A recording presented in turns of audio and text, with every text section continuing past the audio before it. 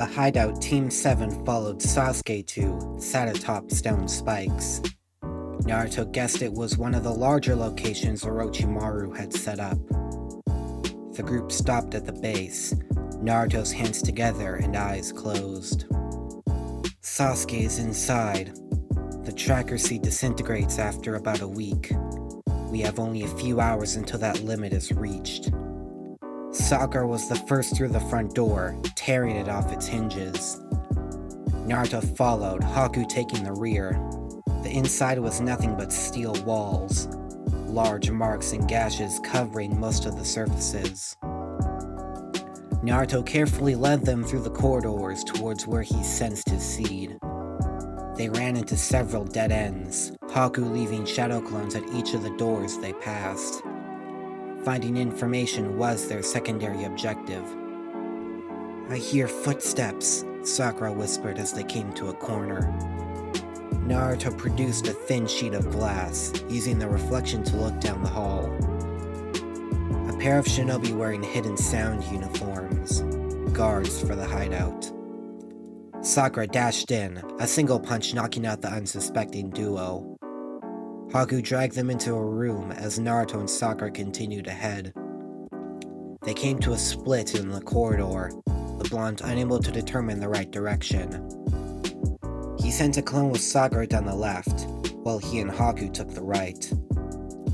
Naruto stopped as he and Haku ran past a large iron door. It was several inches thick, with locks from top to bottom. Haku looked at him curiously. "I sense something past this door. It's identical to the curse mark." Haku felt for the black markings on her neck. It had been some time since she felt it aggravated, all her willpower required to keep it contained. Naruto looked at her with worry, uncertain how to proceed. He expanded his senses, focusing intensely on the chakra behind the door. It was moving slightly, indicating it was a person. He also felt something else. "They're pulling in natural energy passively, but that's impossible. Not even Master Jiraiya can do that." "Natural energy?" Haku asked, breathing deeply. "It's the energy that connects all life. Nature chakra is another term for it. Only those who've mastered senjutsu can use it to enhance their abilities. Complete stillness and a keen sense for nature are required to mold it with your own chakra. But whoever is inside this room can do it with zero issues. At the rate they're drawing it in, they should have turned to stone long ago." "One of Orochimaru's experiments?" Haku suggested. Naruto nodded. "This nature chakra also seems to be feeding the curse mark chakra I sense." The blonde eyes widened. "Was Pervy Sage's theory correct? Does the curse mark use senjutsu to work? That could explain why they feel similar to one another and also the tailed beasts. Orochimaru must have some control over the mark, which would explain why you and Sasuke hear his voice whenever it starts to manifest. Could this person be the original test subject for the mark? That, or the one Orochimaru copied to make the curse mark. Either way, I'm not going to leave them here." Naruto raised his arm, sand pouring from his storage seals. He directed the particles into the tiny cracks in the door. He tightened his fist as hard as possible, the sand slowly forcing the door apart. A loud bang echoed through the hall as the door split and fell to the ground. Naruto stepped inside the dark chamber. A large figure huddled in the corner, trembling and whimpering. The figure's head turned to face the two, a gasp escaping his lips. "Kimimaro?" Naruto tensed.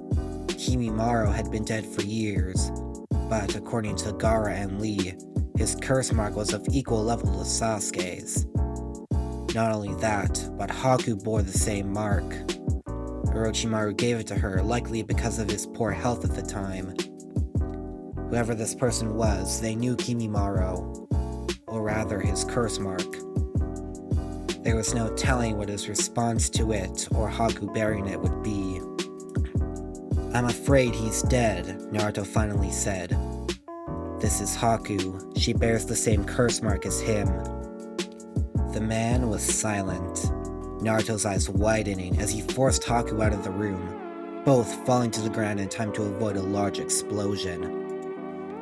They got to their feet and dodged a giant fist, the figure from the chamber stepping out. His hair was bright orange, skin darkening as Naruto saw him absorb a massive amount of natural energy. His arm had transformed into a spiked appendage, the same as the scratches on the walls. There was no doubt about it. Whoever this was, they were the precursor to the curse mark, and significantly stronger at that. "Haku, you'll want to use the curse mark for this. I'm betting only natural energy can damage him enough," Naruto warned. Haku nodded reluctantly, backing away as Naruto charged a Rasengan. "Looks like I'll have to use you after all," he cursed under his breath. "Whatever, it's not like I'm gonna take over again," the Ninetales huffed. "Finally keeping a promise?" "Don't push him too much, kid," the Two Tails chimed in. "He'll only listen to us for so long." Naruto forced the orange chakra through his Rasengan. His vermilion Rasengan didn't bother his opponent, the man charging in with a crazed expression. Before Naruto moved, an icicle flew past him, landing squarely in the man's chest. The wind was knocked out of him, Naruto using the chance to send him flying with his Rasengan. "Mind telling me your name before I'm forced to knock you out?" The man didn't respond, blue flames bursting from his arms and legs. The jets propelled him towards the duo, Haku forming a wall of ice between them as black marks covered her body. The ice shattered from a single punch, Naruto attacking with Iron Fist. The taijutsu that ensued sent shockwaves throughout the base, Haku sneaking behind their opponent. "Frozen Fortress!" Not even being trapped stopped the man, his arm morphing into a large cannon. He released a blast of pure chakra, Naruto throwing his arms up in defense. He absorbed it, feeling it comprised entirely of natural energy. If he hadn't trained at Mount Myoboku, he would have transformed into a toad, and then stone. He directed the chakra into a volley of scorch-style spheres. They struck, but only deflated the enemy's body for a few seconds. "Haku, with me! Wind style. Great breakthrough!" Their opponent was caught between two walls of air, Naruto and Haku pushing out more and more chakra. The man shrieked, slamming on the floor. The metal rippled and burst, Naruto and Haku jumping away. Haku narrowly avoided a flurry of punches, retreating through one of her mirrors. "Boil style! Jet stream!" One punch followed by another and another. Naruto continued his endless barrage as his opponent tried to follow him through the cloud of steam in his wake. 100 punches hit before the man fell to one knee, chakra gathering in his arm, prepared to fire another orb of pure chakra. As Haku watched, she couldn't help but liken the orb to a tailed beast bomb. Naruto was thinking along similar lines. "Explosion style! Landmine fist!" Naruto opened his palm towards the man, gathering earth and lightning chakra. The explosion engulfed his opponent, a faint scream heard over the blast. Naruto did one more explosion for good measure, running and placing his hands on the man. He took a deep breath and remained perfectly still.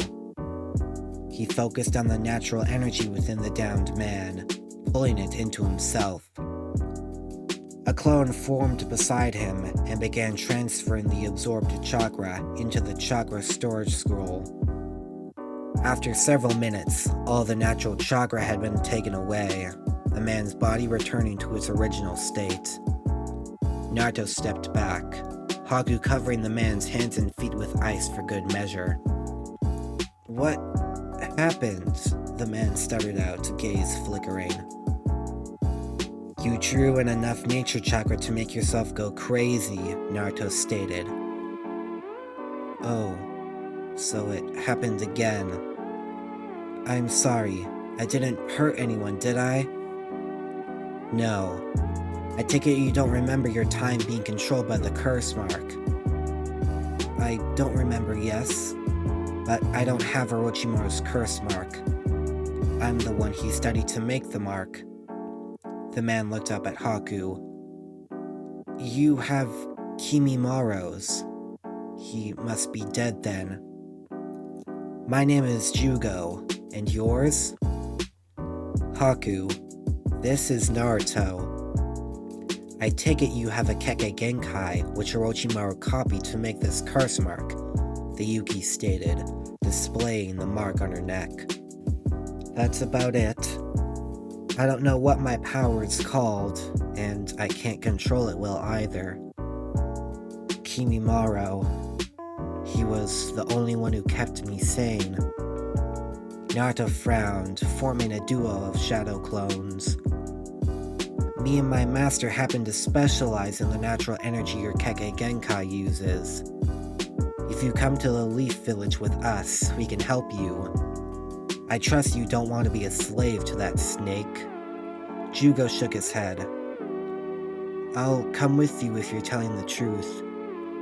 But I should warn you, Orochimaru will not like it. I can handle him, Naruto replied without hesitation. Jugo frowned. One of his men are here, in this base. I can sense his curse mark. I've met him once before. He's stronger than anyone I've ever met. I can assure you, he'll tell Orochimaru if he doesn't kill you first. Don't worry about that, Naruto replied, his clones moving to escort Jugo out of the base. I can handle him too. He watched as Jugo and his clones went down the hall, turning to Haku just in time to catch her from falling. Are you okay? He asked frantically. Haku nodded slowly. I haven't used the curse mark for years. It must have overwhelmed me. With it, I could sense everything normally again. It felt so euphoric. Naruto forced the tears of worry away, pulling Haku close. We'll find a way to get rid of that snake's wretched mark. I swear it. With Jugo we may have a way. Please, just hold on a little longer. Don't force yourself to use it again. Haku returned the embrace, uncertain how long it had been since they last displayed such affection for one another. I won't, Haku promised. On the other side of the hideout, Sakura charged through wave after wave of Sound Ninja and Orochimaru's released test subjects. None gave much of a fight, all going down with a single punch. Naruto's shadow clone took care of the stragglers, Sakura unwilling to look anywhere but forward.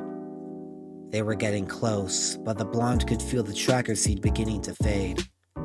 He didn't dare tell that to Sakura, in case it pushed her over the edge. The two came to a stop as they reached a large, hollow room. Naruto stepped in front, expanding his senses. He should be right here, the blonde whispered in confusion. Sakura frowned, chakra swelling in her fist. Come out, Sasuke! We know you're there! There was silence. Sakura's frustrated breaths cutting it like a knife.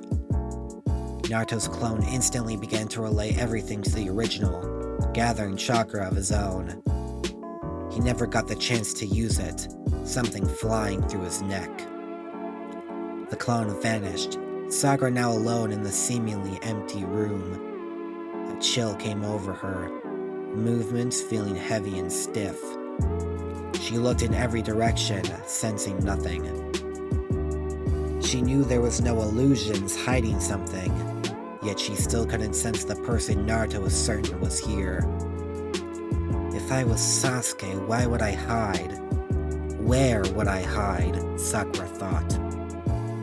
The answer dawned on her. Sakura bringing her foot down on the metal floor. The shockwave pushed away the heaviness in the air, Sakura drawing a pair of explosive kunai. She threw them at the ceiling, the blast raining shards of metal. Sakura jumped into the smoke, throwing a single punch. It connected with something. The stone behind the metal? It connected with something. The stone behind the metal shattering. She landed to find a paper seal amongst the wreckage. She tore it apart, the room spinning for a moment. An illusion seal. Unlike genjutsu that can only be undone by destroying the seal, Sakura mused. She looked up, eyes widening and narrowing in a single second. The room now had a single chair adorning the far wall.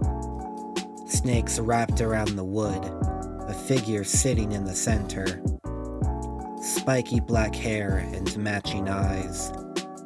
A white shirt opening to reveal his chest. A purple rope wrapped around his waist, holding up a blue cloth going down to the knees. A sword leaned against his shoulder, scabbard bearing an all too familiar symbol, a red and white fan. Without a doubt, Sakura was facing her long-lost teammate, Sasuke Uchiha. If you like what you just heard, consider hitting the subscribe button and bell icon to get notified about new videos. If there's a part you've missed, then check out the entire playlist on screen. If you like this story, please share it with your fellow anime lovers. Any support helps a lot. That's all for now. This is Ninja Kai, disappearing in a golden flash.